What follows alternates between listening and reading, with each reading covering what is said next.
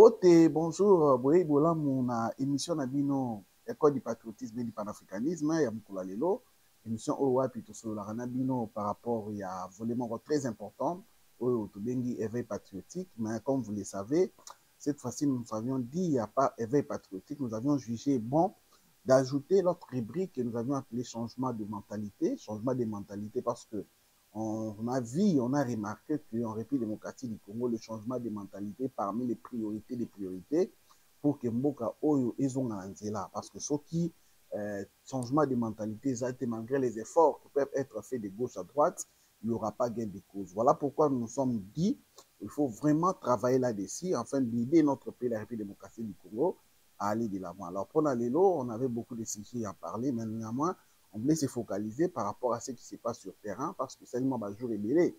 On ne parle plus par rapport à atrocité ou soit attaque.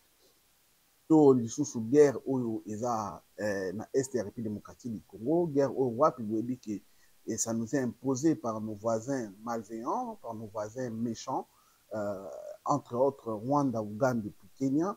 Oyo wapi bango bazolinga à tout prix mema mboka o soit na balkanisation or que mboka oyo ezala dirigé na bato bakozala à leur merci afin que continue pillage na bango ya ressources ressources oyo biso toza nango ressources minières, ressources hydrauliques, tout ce que nous avons en République démocratique du Congo, car vous savez que notre pays, la République démocratique du Congo, c'est comme on a toujours dit, c'est un scandale géographique. Donc ils ont tellement béni, ils ont la richesse mignon, soit comme je l'ai toujours dit, tout ça, il y a pas na mai, na mabele, na se ya mabele, likolo partout, la République démocratique du Congo est tellement bénie au point que la bénédiction de la République démocratique du Congo est créée jalousie et pas les voisins, non seulement les voisins, même la communauté internationale. Entre autres, on peut citer nommément la France. Oyo, bango, pour na bango, richesse de la République démocratique du Congo doivent être dispatchés ou soit partagés avec les voisins, alors que ça ne s'est jamais fait parce que nous sommes une république qu'on appelle République démocratique du Congo, un pays souverain. Oyo, en principe, nous ne dépendons pas de qui que ce soit. Si il faut bénéficier des minéraux ou soit des richesses de la République démocratique du Congo, il faut venir en tant qu'investisseur et entrer dans la grande porte afin de voir comment est-ce qu'on peut signer des contrats qu'on appelle gagnant-gagnant, où vous, qui amenez de l'argent, vous pouvez gagner, et nous aussi, en tant que propriétaires de ces minéraux, que nous puissions gagner. Car nous ne pouvons pas accepter qu'un pays comme la République démocratique du Congo qui puisse continuer à être à la merci des gens qui ne viennent que pour chercher, je ne sais pas moi quoi, chercher à ce que bénéficier de la richesse nabiso, et ce pays est toujours dans la merde, ce pays ne se développe pas, ce pays est à un niveau moroboué, oyo bino oyebi. Voilà pourquoi Banguna wana, en complicité avec le Rwanda, ils sont en train de mener cette guerre. Otoyebi qui est une grande partie aussi à Est et la République démocratique du Congo, entre autres dans le Nord et dans le Sud Kivu, ils ont entre na maboko ya patin na bango otobengi AFC M23 oyo wapi bana mboka en partie oyo c'est décidé bazala na bango à la merci ya bapaya pour faire du mal à leur propre fils du pays, et c'est quelque chose qui est regrettable. Voilà pourquoi tolingaki lelo na sens émission soit na cadre émission na éveil patriotique tolamusa kongomani nyonso place oyo azali pour qu'il a comprendre quel rôle il peut jouer en République démocratique du Congo dans cette période triste, dans cette période sombre. Comme nous l'avions toujours dit, notre pays, la République démocratique du Congo, est en train de passer une étape très tournante. Oyo, soki biso lelo oyo to comprendre rôle na biso ti ekozala très difficile pour la génération à venir. Voilà pourquoi biso lelo oyo na niveau émission na biso soit na 4 émissions na biso to bengi éveil patriotique ou soit changement de mentalité to ngaki to la musala kongomani oyo bakotaki na piège ya yini ya mboka ou soit la rebelle oyo bazomeka mpe pour faire montrer bango que non, il faut kobundisa République démocratique du Congo parce que selon eux Félix Tshisekedi n'est pas en train de bien gérer la chose publique ou soit la res publica.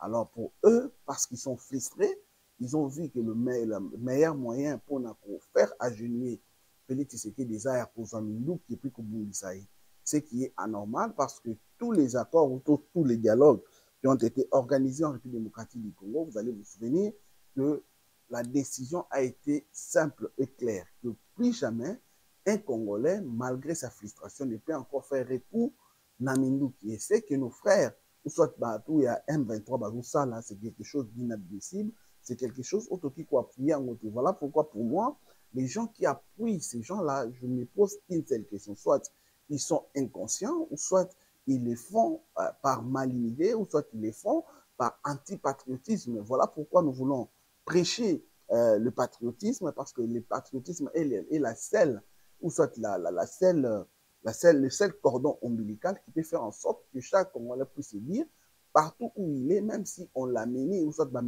il est, il y a pour soutenir FC M23, qui puisse se dire non, il peut tout faire sauf trahir sa patrie, parce que celui qui trahit sa patrie, et c'est quelqu'un qui n'est pas, qu'on ne peut pas donner du crédit, c'est quelqu'un qui n'est même pas considéré, parce que même nos ancêtres, même nos aïeux ne le pardonneront jamais. Voilà pourquoi nous nous sommes dit que les Congolais qui sont tentés d'une façon ou d'une autre, qu'ils puissent faire attention. Et là, nous sommes en train de parler à des catégories de Congolais, entre autres des politiciens, le militaire, même la population en général, pour les politiciens, qu'ils sachent que ces pays, tout acte qu'un politicien est en train de faire, c'est une histoire qu'il est en train d'écrire dans sa vie. Et tôt ou tard, cela va lui rattraper. Vous allez vous souvenir, il y a beaucoup de gens qui ont trahi ces pays, la République démocratique du Congo. Ils pensaient qu'ils seront des gens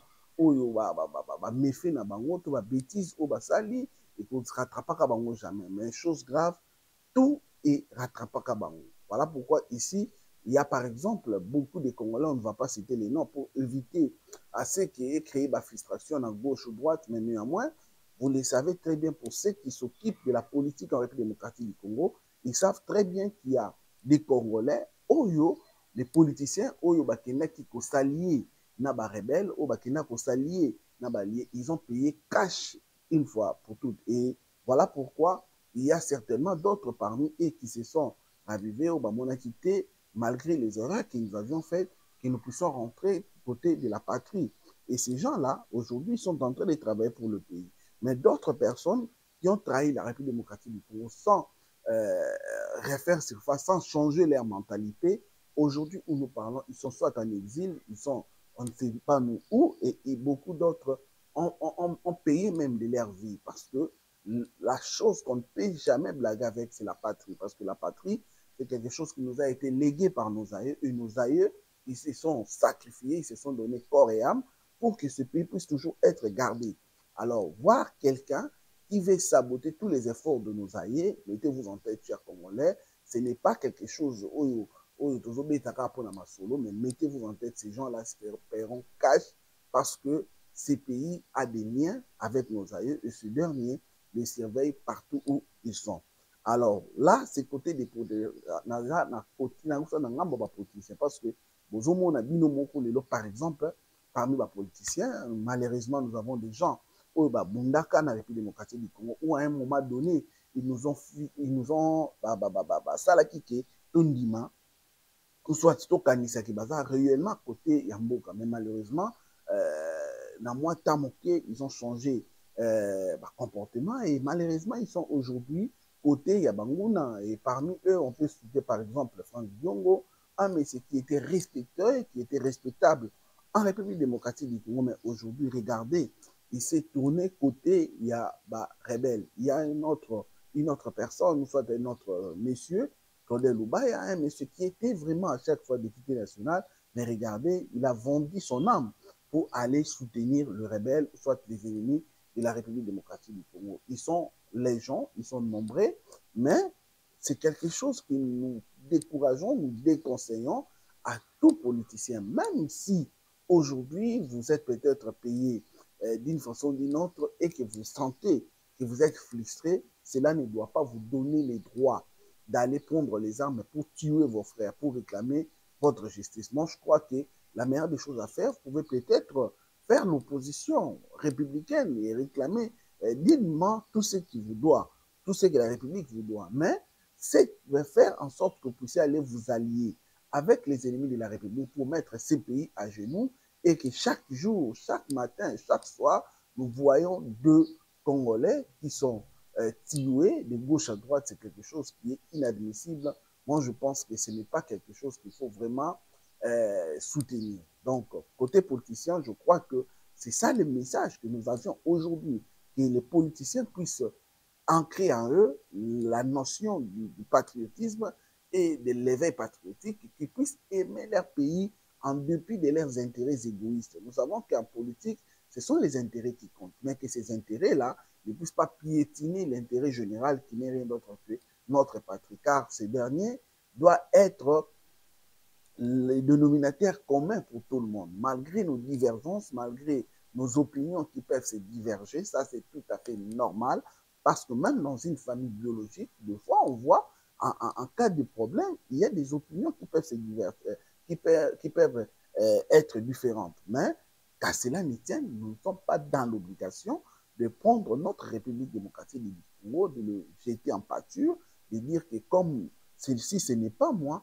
alors personne. Là, c'est méchant, là, c'est inadmissible, là, c'est quelque chose que nous ne pouvons pas encourager car c'est quelque chose qui est bête, c'est quelque chose qui est anormal et c'est quelque chose que nous ne pouvons jamais supporter ou encourager. Voilà pourquoi nous demandons à vous, politiciens, partout où vous êtes, chacun dans son domaine, qui puisse prendre conscience de militer, de travailler pour l'intérêt de la République démocratique du Congo, qui est notre mère patrie, qui est notre pays, qui fera en sorte que ces derniers puissent aller de l'avant. Donc, c'est tout à fait normal et je ne vois pas pourquoi est-ce qu'on doit chercher peut-être à polémiquer là-dessus. Donc, soyez conscients, soyez Congolais avant tout, ne trahissez pas votre pays, travaillez pour l'intérêt de votre pays pour que ces derniers puissent aller de l'avant. Donc, ça, c'est du côté des politiciens que j'allais vraiment m'adresser. Deuxièmement, j'allais parler du côté militaire. Vous savez qu'aujourd'hui, en République démocratique du Congo, nous avons vu qu'il y a beaucoup de militaires, beaucoup de généraux qui se sont livrés comme des traîtres en République démocratique du Congo. D'ailleurs, on est en train de nous dire des informations que nous avons, soit des informations qui sont en notre possession. Nous avons vu même la chute de plusieurs grandes villes entre le main des AFC M23. Ça a été fait en complicité avec les eaux gradées. D'ailleurs, vous allez vous souvenir, et il y a par exemple, quand vous voyez, on peut arrêter le chef de la maison militaire, celui qui donne les stratégies, celui qui est là pour pousser le président de la République à acheter les armements, les stratégies militaires, c'est lui, chers frères et sœurs, vous voyez qu'on arrête une telle personne par rapport à sa complicité. Donc, le chef de la maison militaire, qui est le général Franck Toubamamunda, qui est arrêté par complicité. Il y a l'ex-commandant, chef d'état-major général, Tuoui, qui est vraiment arrêté par complicité. Il y a beaucoup de militaires qui, en principe, ont prêté serment, ou soit ont fait leur vœu de soutenir ces pays, de défendre ces pays au prix même de leur sang. Malheureusement, ces derniers, au lieu d'exécuter, ou soit de mettre en exergue leurs vœux, ou soit leur serment, mais hélas, ils ont prouvé à la face du monde qu'ils sont des traîtres, ils sont des gens qui ne cherchaient que leurs propres intérêts. Et aujourd'hui, où nous parlons, ils sont la plupart en prison. Pourquoi? Parce qu'ils ont fait ce qu'ils ont fait là. Et ça doit en principe interpeller les militaires qui sont restés. Chers Congolais, chers militaires, chers héros, parce que moi j'ai toujours dit, s'il y a une catégorie de vrais patriotes que nous pouvons retenir en République démocratique du Congo, il y a des militaires, parce que ces derniers sont des gens qui ont accepté de donner leur vie pour la sauvegarde de la patrie. Et avoir de telles personnes, c'est quelque chose de louable, donc c'est quelque chose que nous devons soutenir. Voilà pourquoi je l'ai toujours dit, que nos militaires puissent se raviver, qu'ils puissent se rappeler chaque fois de ce qu'ils ont toujours prêté comme serment. Le serment de garder tous les frontières de la République démocratique du Congo et de les défendre au prix de leur vie, au prix de leur sang. Et faire le contraire, c'est trahir même votre propre vie, c'est trahir même votre conscience. Parce que je pense que quand vous entriez à l'armée congolaise, vous saviez qu'est-ce qui vous attend.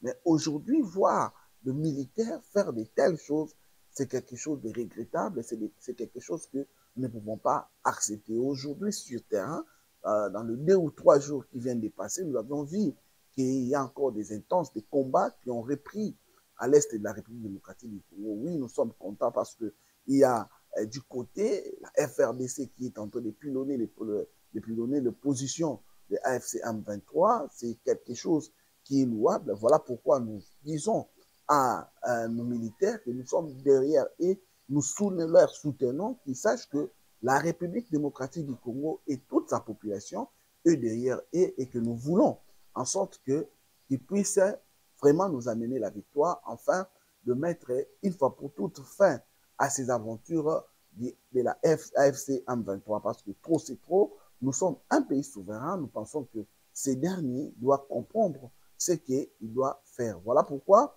j'ai beaucoup apprécié ces communiqués de la FRDC où ils ont dit clairement que cette fois-ci, ils vont répondre avec farouche, mais nous ne voulons pas que ce soit seulement des paroles, parce que si vous vous souvenez, avant la chute de Goma, il y a le général Eking qui avait dit des choses, entre autres que non, ces gens ici, quand ils viendront à Goma, ils verront que la guerre va commencer. Malheureusement, nous savons ce qui s'est passé à Goma et ce qui s'est passé à Bukavu. Bon, c'est vrai que nous savons qu'il y a eu des traîtres, mais nous ne voulons plus voir ces choses-là. Et voilà pourquoi nous demandons à notre armée de cesser avec ces replis stratégiques, parce que ça ne les honore pas. De l'autre côté, ces gens-là crient victoire et ça donne, ça s'achète de la discrédit à leur lit, ou soit à leur vœu qu'ils ont fait pour défendre la République démocratique du Congo. Donc, ils doivent mettre en place des stratégies pour voir comment est-ce qu'ils peuvent répondre le plus vite possible toutes ces zones occupées par ces rebelles de M23 AFCI, parce que nous ne voulons plus être à leur merci, parce que ce sont des gens qui n'écoutent qu'avec la voix des armes. Je pense que ça sera très important pour eux de voir que la République démocratique du Congo ne fait pas des aventures, ils sont là, ils peuvent leur faire très mal et à n'importe quel moment. Voilà pourquoi je soutiens la FRDC. Je demande à la même occasion la population congolaise de continuer à soutenir ces FRDC qui ont vraiment besoin de notre soutien, ils ont vraiment besoin de notre accompagnement. C'est très important. Si nous ne le faisons pas, alors personne ne peut le faire à notre place. Voilà pourquoi je nous demande, nous, Congolais, de partout où nous sommes, que nous puissions d'abord soutenir nos FRDC, que nous puissions soutenir le président de la République, soutenir tout ce qu'il est en train de faire, car c'est très, très important. Sans cela, rien ne va marcher. Nous sommes très contents, nous savons que vous allez certainement être du côté de la République, vous allez nous soutenir, car nous avons vraiment besoin de ces soutiens. Et la République démocratique du Congo, le militaire en général, nous tous, nous avons besoin de soutiens mutuels. Donc, nous avons besoin de ces soutiens, l'armée a besoin de ces soutiens, le gouvernement a besoin de ces soutiens, nous, la population, nous en avons besoin, et tout cela fera en sorte que notre pays, la République démocratique du Congo, puisse aller de l'avant. Car nous ne voulons pas que ces choses puissent toujours continuer à patauger ou à patiner, ça ne sera pas une bonne chose. J'allais faire un clin d'œil aux militaires qui sont tentés. C'est vrai, après la chute de Goma, de Bukavu, il y a eu des militaires qui se sont rendus comme prisonniers de guerre. Et ces derniers ont été pris en otage et ils ont été amenés quelque part dans des centres avec FCM23. Vous vous souviendrez récemment, Corneille Nangaa a voulu manipuler l'opinion en disant qu'ils ont formé 7400 militaires qui venaient de la FRDC, ce qui est faux, parce que les chiffres qu'il a avancés et l'image que nous avions vue, c'était vraiment faux. Et c'est quelque chose que nous avions rejeté en bloc parce que nous ne croyons pas. Mais il y a un message qui a été lancé par la FRDC toujours, à travers leur porte-parole, le général Ekenge, où il avait demandé, où l'armée demandait à ces militaires de ne pas trahir la nation, même s'ils sont là, mais au cas où ils auront l'occasion de s'échapper, qu'ils puissent le faire pour ne pas trahir leur serment qu'ils ont fait à la nation, c'est-à-dire de défendre ce pays, au lieu de prendre encore le canon, de les retourner contre ces mêmes peuples, ou soit ces mêmes pays qui sont censés les protéger. Alors, nous avions vu qu'il y a beaucoup de militaires qui se sont retrouvés là-bas, c'est vrai, peut-être parce qu'ils se sentent en disgrâce, mais beaucoup sont là parce ils croient aux promesses fallacieuses, ils croient aux promesses fantaisistes, ils croient aux promesses qui ne tiennent pas debout. Quel cœur de promesses? Des promesses en disant qu'ils seront bien payés, ils seront bien pris en charge, etc. Mais nous avions voulu assez que nous puissions vous lire. Nous allons vous lire le V, ou soit le mea culpa, ou encore nous pouvons l'appeler le témoignage. Voilà, le témoignage d'un de militaires qui étaient de l'autre côté. Ils ont fui, c'est vrai, ils sont au nombre de 200, mais je vous dis, il y en a beaucoup qui veulent revenir. Et c'est ce que nous aimons. Cet ADN patriotique, cet amour de la patrie, même s'ils sont de l'autre côté, raison pour laquelle vous allez remarquer que même les Nanga, quand ils les ont déployés, ils ont eu peur, ils ne nous ont pas donné des armes, parce qu'ils n'ont pas pu enlever l'ADN patriotique qui était dans ces gens-là. Alors nous vous lisons le témoignage de ces militaires et nous allons appeler au même moment à d'autres militaires qu'ils pensent ou soit qu'ils croient à ces mensonges, à ces manipulations, que ces gens-là sont bien gâtés, ils mangent très bien, ils sont bien payés, ainsi de suite, qu'ils puissent écouter ce qu'un de militaires qui a été pris en otage a dit clairement, afin que cela puisse accentuer leur désir de servir la nation, de voir que là où ils sont quand même bien par rapport à d'autres. On ne dit pas que nos militaires sont très bien traités, mais néanmoins, par rapport à ce que les autres là vous font des faux promesses, ils sont en train de faire subir à vos frères. Moi, je pense que vous devez, ou soit vous êtes dans l'obligation de rester derrière la République démocratique du Congo, et ce dernier ne va pas vous trahir. Alors, sans plus tarder, je vais vous lire ce que ces militaires a dit. Il dit ceci. Il y a d'abord, c'est vrai que c'est un peu long, mais j'ai accepté que je puisse vous lire parce que c'est... On a écrit, certains ont jusqu'à 4 ans, tout ça. Bon, témoignage de Messier Bahati. Question. Messier Bahati, vous avez dit que vous avez quitté les camps à plus de 200 personnes sans armes. Comment vous vous êtes retrouvé à Lubumbashi avec les armes? Écoutez sa réponse. Nous avons perdu 7 mois dans la prétendue formation. Nous avons quitté ces camps sans armes. Nous nous sommes dit que puisque nous sommes militaires et que nous devrions nous rendre à notre armée, il nous fallait présenter des armes.